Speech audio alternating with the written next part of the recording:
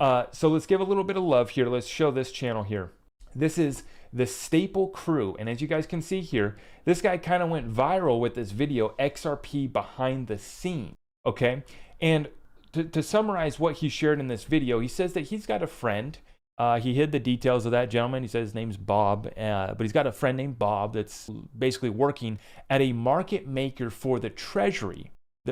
Now, there's all sorts of market makers that service all sorts of different, different markets and different institutions. And you have market makers all the way down to the cryptocurrency space for me and you.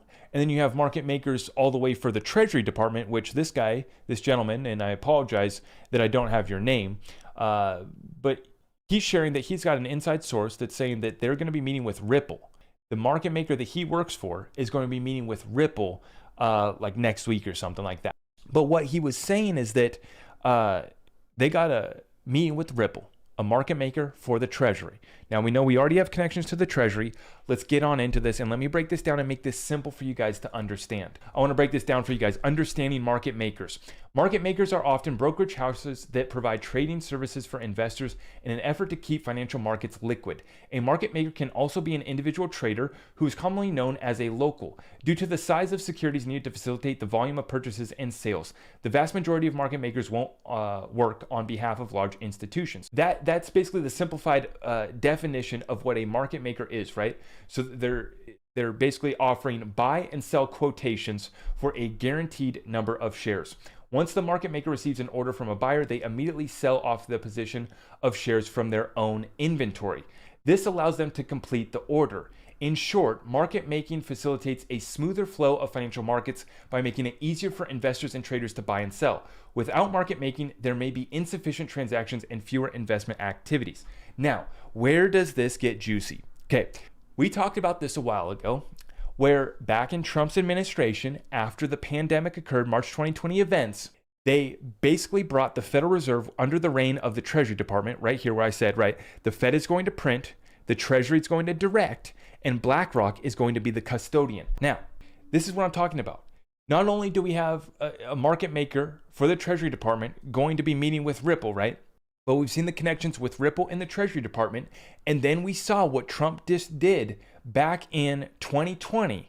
After the events of 2020, they opened up everything. They rewrit all of the rules, right? They opened up all of these facilities, including, check this out, the commercial paper funding facility, buying commercial paper from the issuer, the primary market corporate credit facility, buying corporate bonds from the issuer. So for the first time ever, they were now able to buy corporate bonds. That's basically buying portions of companies, right? The term asset-backed securities loan facility. So we have asset-backed securities, funding backstop for asset-backed securities. The secondary market corporate credit facility, buying corporate bonds and bond ETFs in the secondary markets. The Main Street Business Lending Program, details are to come, and that's where the PPP loans came from. So it was just direct stimulus injection into Main Street businesses, right? And we know about all the fraud that took place there, right? To put it bluntly, the Fed isn't allowed to do any of this. The central bank is only allowed to purchase or lend against securities that have government guarantee, but no longer anymore, okay? This all got changed from stillness in the storm.com. Meet the new boss, not the same as the old boss, talks about this move, okay? This move essentially merges the Fed and the Treasury into one organization. So meet your new Fed chairman, Donald Trump. And they're making a joke about the fact now that before, the Federal Reserve was supposed to stay autonomous from the White House, right? That was no longer the case. This is where you guys can understand this. The Fed, by previous mandate, was only able to buy official government securities and were autonomous to the White House. With a new arrangement the Fed has just neutered, the Treasury Department will now determine which market segments need capital, could be stocks, municipalities, specific industries, even corporate debt. Doesn't appear there is any restriction. The Treasury Department gets to tell the Fed to print money and how much. All the Fed does is print that much money, no decision-making or authoritative control. A third party, BlackRock, executes the trades that the Treasury Department dictates. This gets everything out of the hands of the Fed except for the printing of the money.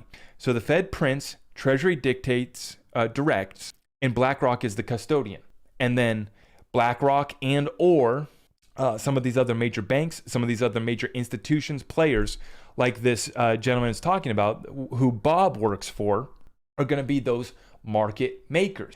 So we tie this all together. We have $11 trillion gold market. We have a $600 trillion derivatives market. And then we have insiders saying that the market makers that provide for the treasury are going to be meeting with Ripple. Then we look back at all of our previous connections. Well, we got the 43rd Treasurer of the United States to join the board of directors at Ripple, Rosie Rios. We have multiple other connections from the Treasury Department. We have connections from the White House that made all of these changes. We have connections from BlackRock, one of the biggest market makers for the Treasury, right? And then now we have meetings right here that we're being told are taking place behind the scenes right now, right? Being ready to set up, provide liquidity for the Treasury and for these markets. They're actually using this to build utility, build liquidity, set up partnerships with these market makers. They're going to be providing liquidity for all of these assets, all of these markets, including your currencies, commodities, bonds, stocks, real estate, precious metals, you name it. Providing liquidity for all of these markets to all of these market makers. And here's where this gets interesting is for a market maker to provide the best and to get the most amount of liquidity, to get the most amount of that market share, they will be using assets like XRP that are as liquid as a G10 currency and that are being set up as a reserve currency, because they can hold them on their balance sheet as a reserve, but that they can also deploy them and use them to provide liquidity. Specifically, market makers like this will be able to source the best liquidity using Ripple's liquidity hub. This is the whole game. This is the whole deal that we've invested in this whole time. Now, huge shout out to that gentleman. The Staple Crew is his YouTube channel name, and I'll get his name and I'll be reaching out to him because, we're definitely interested in hearing more about his story about that insider.